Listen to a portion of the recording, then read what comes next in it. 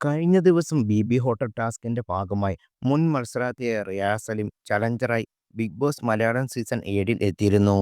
തുടക്കത്തിൽ എല്ലാ കാര്യങ്ങളും സ്മൂത്തായി നടന്നെങ്കിലും ടാസ്ക് അവസാനിക്കാറായ രണ്ടാം ദിവസം ഷാനവാസുമായി റിയാസിന് കൊമ്പ് കോർക്കേണ്ടി വന്നു. ക്ലീനിങ് ജോലിക്കാരായ ഷാനവാസ് ഗസ്റ്റായ റിയാസ് സലീം ഓർഡർ ഇട്ടിട്ടും ബെഡ് ക്ലീൻ ചെയ്യാൻ തയ്യാറാകാത്തതോടാണ് പ്രശ്നങ്ങൾക്ക് തുടക്കം. വാക്കുതർക്കം പതിവെ വഴക്കിലേക്ക് തിരിഞ്ഞു. ടാസ്ക് പൂർത്തിയാക്കി ഇറങ്ങിയപ്പോഴും ഷാനവാസും റിയാസും പ്രശ്നങ്ങൾ പറഞ്ഞ് രമ്യതയിൽ എത്തിയതുമില്ല. അനീഷ്, അനു തുടങ്ങിയ വിരലിലെണ്ണാവുന്ന ആളുകൾ ഒഴികെ മറ്റു മത്സരാർത്ഥികളെല്ലാം റിയാസിന് ഒപ്പമാണ് നിന്നത്. ഇപ്പോഴത്തെ റിയാസ് ഷാനവാസ് വഴക്കിനെക്കുറിച്ച് അഖിൽമാരാർ സോഷ്യൽ മീഡിയ പങ്കുവച്ച വീഡിയോ ശ്രദ്ധ നേടുകയാണ്.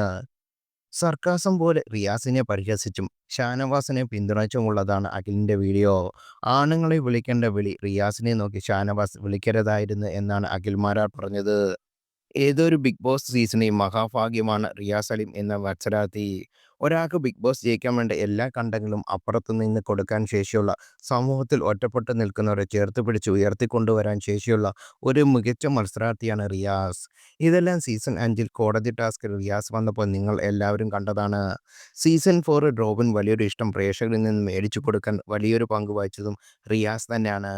എൻ്റെ സീസണിൽ വന്ന് ഞാൻ മുണ്ടുപൊക്കി എന്ന ആരോപണം ഉന്നയിച്ച് പ്രേക്ഷകരിൽ നിന്ന് അത്യാവശ്യം കയ്യടി എനിക്ക് മേടിച്ചു തരാൻ റിയാസിന് കഴിഞ്ഞു.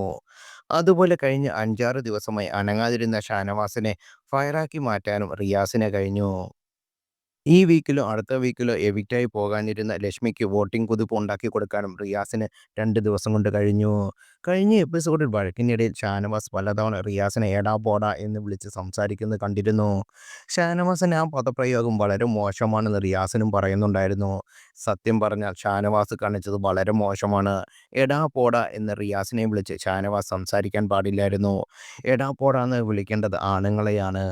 ആണുങ്ങളെ നോക്കി റിയാസിനെ നോക്കി വിളിച്ചാൽ കഴിഞ്ഞാൽ സ്വാഭാവികമായും അയാൾക്ക് മാനസിക വിഷമം ഉണ്ടാകും. അതൊരു മോശം പദമായി തന്നെ അയാൾക്ക് ഫീൽ ചെയ്യും. അതുകൊണ്ട് തന്നെ റിയാസിനെ ഷാനവാസ് അങ്ങനെ നിരന്തരം വിളിച്ചതിനോട് എനിക്ക് തീരെ യോജിപ്പില്ല.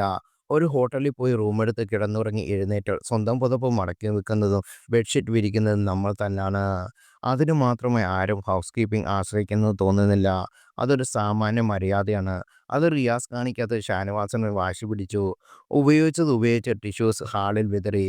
വീട്ടിൽ കയറി വന്ന അതിഥി റിയാസ് ചെയ്തുകൂടെ എന്ന് ചെയ്ത ആളുകൾ അടികൊടുത്ത് പറഞ്ഞുവിടും. അത് നമ്മുടെ പെരുമാറ്റമാണ് നമുക്ക് ആളുകൾ തിരിച്ചു തരുന്ന റെസ്പെക്റ്റ് എന്ന് മനസ്സിലാക്കണം. ഇവിടെയാണ് റിയാസിന്റെ പ്ലാനുകൾ പാളിപ്പോയത്. ഉച്ചനീചത്വങ്ങൾ നിറഞ്ഞ സംസാരവും റിയാസിനുണ്ടായിരുന്നു. ആത്മാഭിമാനം നഷ്ടപ്പെടുത്തി ഒരു പരിധി കൂടുതൽ ഒരു മനുഷ്യനും ജീവിക്കാൻ കഴിയില്ല. അങ്ങനെയുള്ള സാഹചര്യത്തിൽ ഹൗസിൽ നിരവധി തവണ ഒരാളുടെ ആത്മാഭിമാനത്തെ ചോദ്യം ചെയ്യുന്ന തരത്തിൽ പെരുമാറിയിട്ടാണ് റിയാസ് അന്തസ്സുണ്ടോ എന്ന ചോദ്യം ഷാനവാസിനോട് ചോദിച്ചതെന്നും അഖിൽമാരാർ സോഷ്യൽ മീഡിയയിൽ പങ്കിട്ട വീഡിയോയിൽ പറഞ്ഞു.